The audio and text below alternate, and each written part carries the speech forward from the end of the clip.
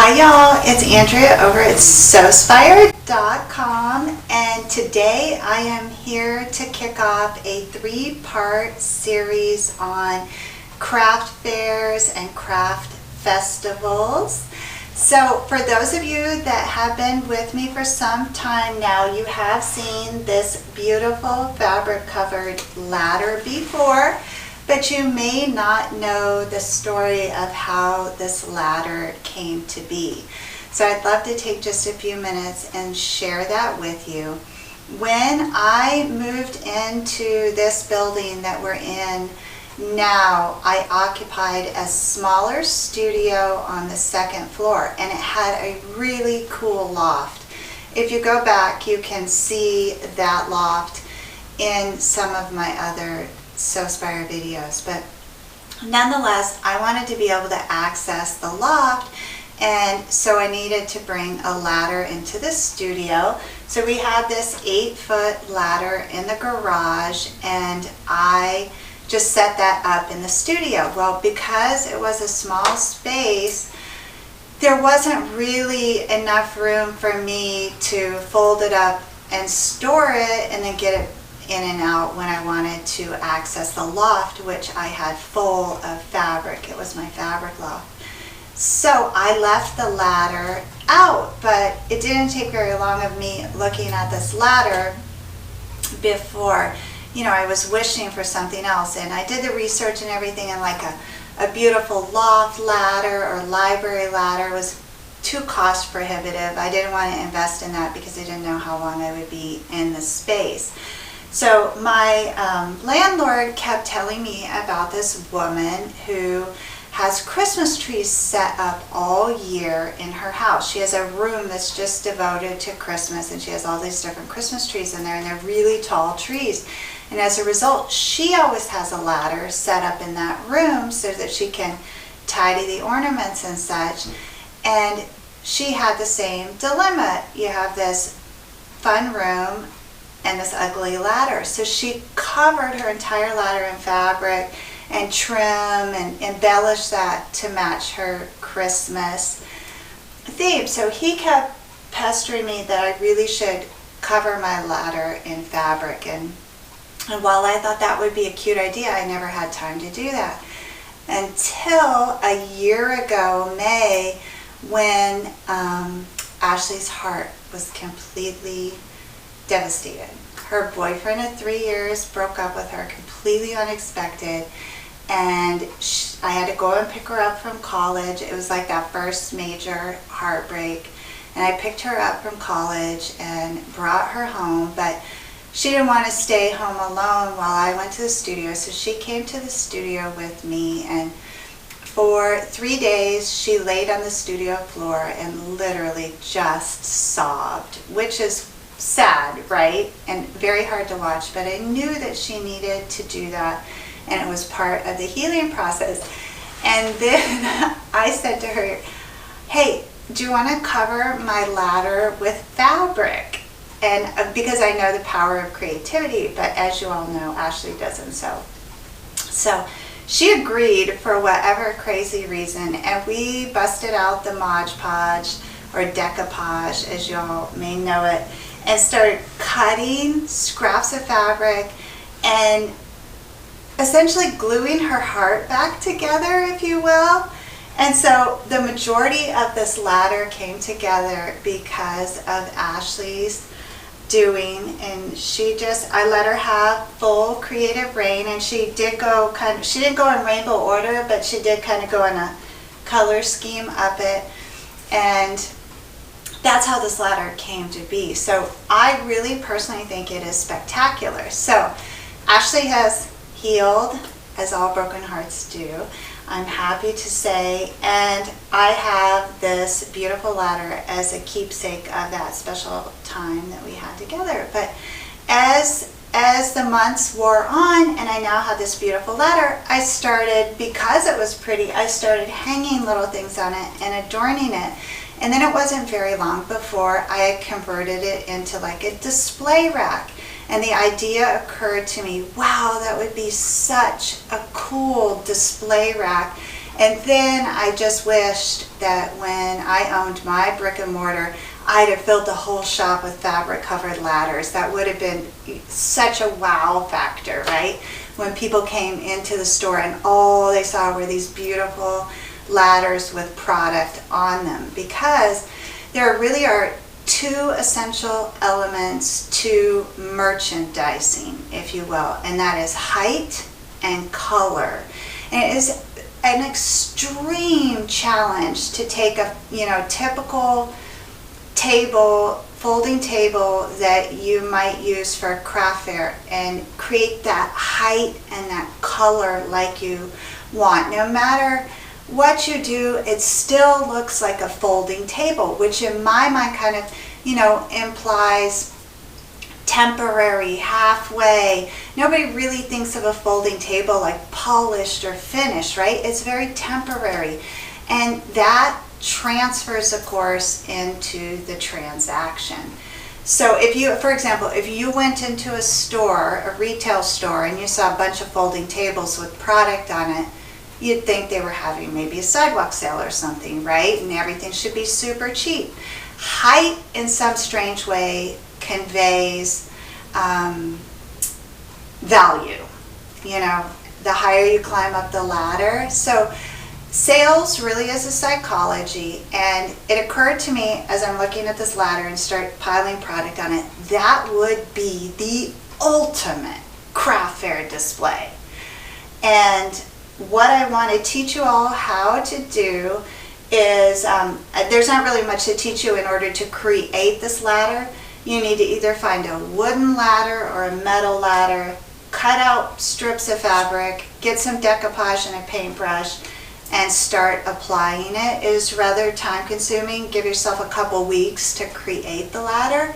That's not so much what I want to teach you, but what I want to teach you is how to decide what your collection is going to be. So you're going to learn through this 3-part series how to create a collection of items and then merchandise them on the ladder display, as well as price those items.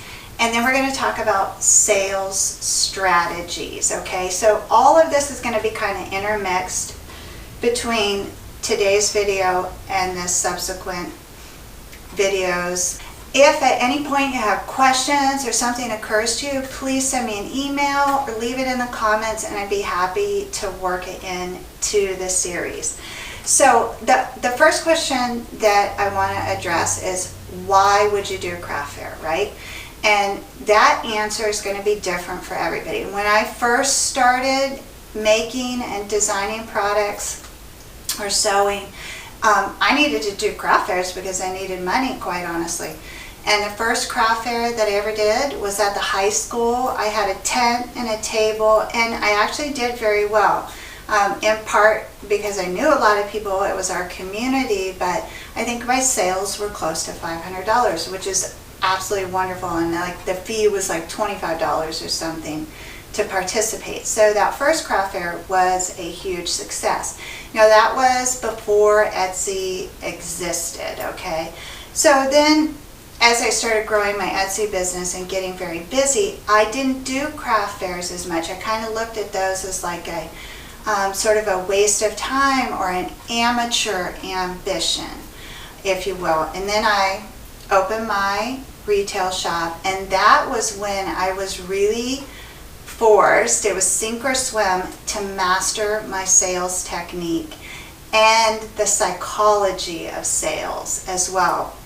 And that doesn't just go as in you're trying to convince someone to buy your product. More important than that is what you're thinking in your head as you're trying to talk to them about your product. That's really what's key, is what's happening inside your head. Not so much what you're going to say to them to sell the product. So today, why would I do a craft fair? I have one scheduled on the 15th of September, and I'm actually really excited about it. And it's not so much because I need the money. The reason that I wanted to do this craft fair was twofold. One, I was like, oh, this is the perfect opportunity for me to turn this ladder into a display and share it with our beautiful community. And then the second reason is I seriously miss talking to customers, and I want to just interact with people and see what they think about the products. I also want to have the opportunity to share with them about our community and the sewing channel, in addition to share with them the opportunity to come to the studio here and participate in sewing workshops. So for me, it's less about the financial reward at this point, but more about making those valuable connections. But that doesn't mean I won't be profitable. And so I want to talk to you about that strategy as well, because I'm a firm believer, money of course should not be your primary motive. However, if it's not profitable and not a win-win for everyone involved, you're unlikely to sustain the effort, okay? And life is precious, so don't waste it doing things that aren't worth the effort, all right? So, a little bit different pricing method I want to introduce to you. What I want to do and what I'll be doing throughout this series is pricing this craft event by the whole, okay? So I'm going to tally up all the value of everything I create to take to the craft fair, and I'm going to use the pricing as a whole, as in I'll set a goal. I want to make X amount of dollars at this event, and then those items are going to be priced and created to meet that goal. Now, it is probably, it's not completely unrealistic, but it is highly likely that I will not sell out at this event. And therefore, I have a second event scheduled in October, which I can take any remaining inventory to, and then it will be very easy for me to know exactly what I have to build to fill in, because much like making a grocery list from your pantry, you walk in your pantry and if it's nice and organized, you can see what's missing, you can fill in the holes. So this really is like a craft fair system that we're creating, okay? And I know a lot of you have your own sewing room, so whether or not you're going to do craft fairs or not, this system could be a great way to stow your inventory and keep your sewing room organized. And it's completely unique, fun for Instagram photos and social media posts. So really this series is more for the handmade business owner, but I'm sure those of you that don't own a business will find it interesting. You may learn something as well, I hope. For those of you that do own a handmade business or an Etsy shop, I want to tell you about a new opportunity over at theforseam.com. This morning, I discontinued the read-only membership as promised, and I introduced a small group coaching subscription model. And what that is 9 of us, 9 handmade entrepreneurs are going to come together, myself included, and we're going to chat once a week for an hour on a live video feed hosted by Google Hangouts. And we're going to set goals and hold each other accountable for those goals. And the purpose is to grow and build our Etsy shops prior to the holiday rush. So this is a really unique opportunity. If you'd like to jump on board, there are only 9 seats. You can register today at theforseam.com for you to network with other handmade business owners and to really grow your Etsy business. Okay, so I want to make sure that I told you about that. So next week, we're going to map out the various products that I'm going to take with me to this craft fair. A lot of those have already been Sewspire projects. So when you all get this map, you're going to be able to start creating that inventory. In the meantime, if you want to move ahead with this, find that ladder and start decoupaging. Please share pictures of your ladders with me on Facebook and Instagram using hashtag and @Sewspire, because we're really going to take the craft world by storm with this project. I can just feel it in my bones, because when have you ever walked into a craft fair and seen an 8-foot fabric covered ladder, right? Like, that's the first thing. Every person's gonna go, whoa, what is that? And if nothing else, you're gonna get a ton of foot traffic, okay? So next week we're gonna talk about the inventory and the pricing in depth. Then that third week we're gonna dive straight into sales strategies. I'm gonna have you all so pumped up and psyched out that you, no doubt's getting in, right? You're gonna be ready to make those sales. So it's gonna be a blast. Let's have fun with it. That's what it's meant to be. And if you have any questions, or there's anything really specific you would like me to talk about in this series, please leave me a comment, send me an email, and I will get that information for you. So until we meet again, please know the creative genius in me will be celebrating the creative genius in you. Have a beautiful week, everyone.